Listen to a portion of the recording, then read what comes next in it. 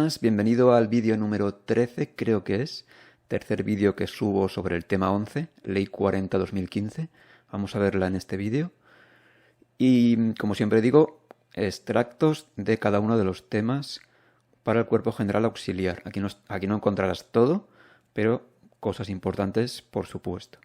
Empezamos en este caso con la composición del sector público. Primeramente está compuesto por la Administración General del Estado, administraciones de las comunidades autónomas, entidades que integran la administración local y luego por el sector público institucional, que este está integrado por cualquier organismo público y entidad de derecho público vinculado o dependiente de las administraciones públicas. Está integrado por las entidades de derecho privado vinculadas o dependientes de las administraciones públicas y por las universidades públicas. Tener en cuenta también que todas tienen la consideración de administraciones públicas, excepto las entidades de derecho privado vinculadas o dependientes de las administraciones públicas y las universidades públicas. Vamos ahora al tema de las competencias, importantísimo. Esto va a ser muy denso, no creo que sea la primera vez ni mucho menos que te enfrentas a este tema, pero si es la primera vez ya te advierto que es muy denso. Luego se va cogiendo, pero vamos a ver primero cuándo se entiende que está habiendo transmisión del ejercicio de la competencia. Recordemos antes, cualquier órgano o institución pública tiene una serie de competencias y estas van a poder ser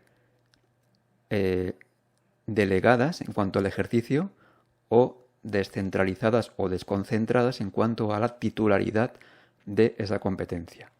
Entonces, vamos a ver primero lo que es la transmisión del ejercicio de esa competencia y luego veremos cuándo realmente se traspasa la titularidad.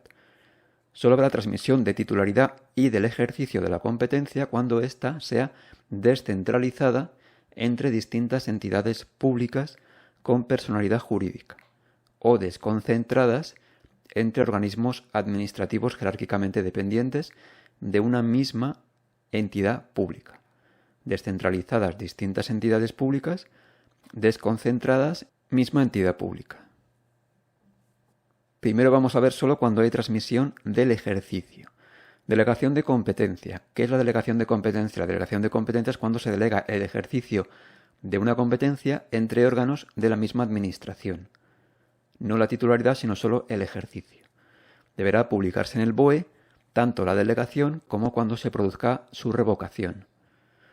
Avocación. Avocación es cuando, por razones técnicas, un órgano superior hace suyo el conocimiento de un asunto que anteriormente, por razones normales, no le correspondía. Esta avocación será mediante acuerdo motivado que deberá ser notificado a los interesados en el procedimiento en el que se produzca esta avocación. La encomienda de gestión se da entre órganos que ya contaban previamente con la competencia para desempeñar una actividad determinada. Por saturación de trabajo, porque no tienen medios, entre esos dos órganos se pasan esa gestión de ese asunto en concreto y no hay más que hablar. Se publica en el BOE, en el Boletín Oficial de la Comunidad Autónoma o en el Boletín Oficial de la provincia a que pertenezca el órgano encomendante. Luego tenemos la delegación de firma, que simplemente es cuando un órgano delega la firma de sus resoluciones o actos administrativos en otro órgano dependiente. Para esta no es necesaria su publicación. Y finalmente la suplencia. La suplencia directamente es cuando se traslada el ejercicio de la competencia, pero no la titularidad. Puede ser por razón de vacante, de ausencia, de enfermedad, de abstención o de recusación. Estos dos términos últimos los veremos después también. Y no será necesaria su publicación. Vamos a ver ahora la descentralización, que ya he comentado antes, es el traspaso de la titularidad de una competencia entre distintas entidades públicas, de una entidad pública a otra entidad pública, ambas con personalidad jurídica propia. Se hace por ley y tenemos dos tipos, territorial y funcional. Territorial tendríamos los ejemplos de la Administración General del Estado, que transmite la titularidad de una competencia a una comunidad autónoma, de una comunidad autónoma a una entidad local, o de la Administración General del Estado a una entidad local. Y la funcional tendríamos de la Administración General del Estado a un organismo autónomo o de la Administración General del Estado a una entidad pública empresarial. Desconcentración es el traspaso de la titularidad de una competencia entre órganos de una misma entidad pública, jerárquicamente dependiente. No se hace por ley, sino por los órganos de gobierno. Tenemos también los mismos tipos de antes, desconcentración territorial y desconcentración funcional. Ejemplos de desconcentración territorial: de la administración central a la territorial, a una delegación del gobierno, o de la administración central a una embajada en el extranjero. Y ejemplos de desconcentración funcional: de un ministro a un secretario de Estado. Un órgano de gobierno le quita la competencia a un ministro y se lo pasa a un secretario de Estado, o de un subsecretario a un director general. Y acabamos de ver el tema de la delegación y la vocación, vemos que son cosas diferentes. Aquí se está transmitiendo la titularidad de la competencia, antes solo estábamos transmitiendo el ejercicio de la competencia. Vamos ahora al tema también importante de saber diferenciar entre abstención y recusación.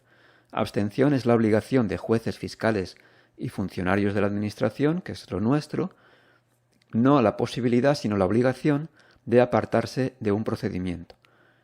Se da cuando un empleado público o ese empleado público a instancia de un órgano jerárquicamente superior se da cuenta de que se tiene que abstener en el procedimiento porque se produce un conflicto de intereses respecto al administrado, el que ha iniciado el procedimiento, ya sea por enemistad, por amistad, por familiaridad, vínculo laboral, lo que sea. Entonces el superior como tal, una vez conocido las circunstancias que pueden motivar una abstención, le podrá ordenar que se abstenga de toda intervención. No obstante, si ya se han realizado algunos pasos en el procedimiento, esas actuaciones no perderán validez. Pero si ese funcionario no se abstiene, sabiendo que hay motivo para ello, podrá dar lugar a responsabilidad. La recusación es diferente porque viene de fuera. Aquí es un derecho de los particulares a solicitar que jueces, fiscales y otros funcionarios se aparten de su procedimiento por concurrir alguna de las causas para la abstención. Se da cuando un interesado se da cuenta de que hay alguien encargado de un procedimiento cuya actuación puede afectar negativamente en el mismo. Como hemos dicho, lo realizan los interesados en cualquier momento del procedimiento. Al día siguiente de presentarse esta recusación, el recusado dirá si se dan las causas o no. Si lo acepta, el superior acordará su inmediata suspensión, pero si se niega a ello, el superior tendrá un plazo de 3 días hábiles para resolver si lo aparta o no, previos informes y comprobaciones.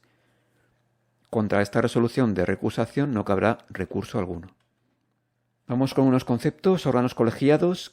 ¿Qué son los órganos colegiados? Son aquellos órganos integrados por 3 o más personas cuyas funciones administrativas pueden ser de decisión, propuesta, asesoramiento, seguimiento o control y que actúan integrados en la Administración General del Estado o en alguno de sus órganos públicos.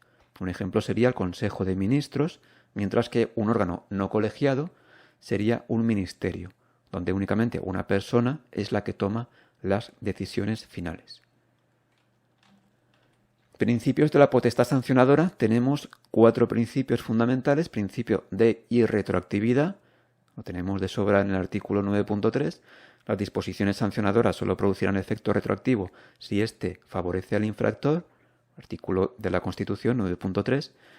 Principio de tipicidad. Solo constituyen infracciones administrativas las previstas como tales infracciones por una ley. Principio de responsabilidad. Solo podrán ser sancionadas las personas físicas y jurídicas que resulten responsables de dolo o culpa.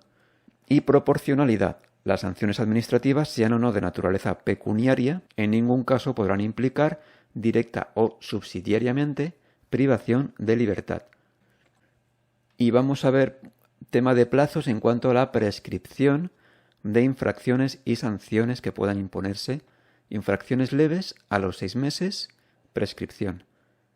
Sanciones impuestas por faltas leves al año. Infracciones graves prescriben a los 2 años y cualquier sanción impuesta por faltas graves prescribe a los 2 años. Infracciones muy graves prescriben a los 3 años. sanciones impuestas por faltas muy graves prescriben a los 3 años. Veis que solo está la diferencia en cuanto a las leves, que la infracción es a los 6 meses y la sanción es al año.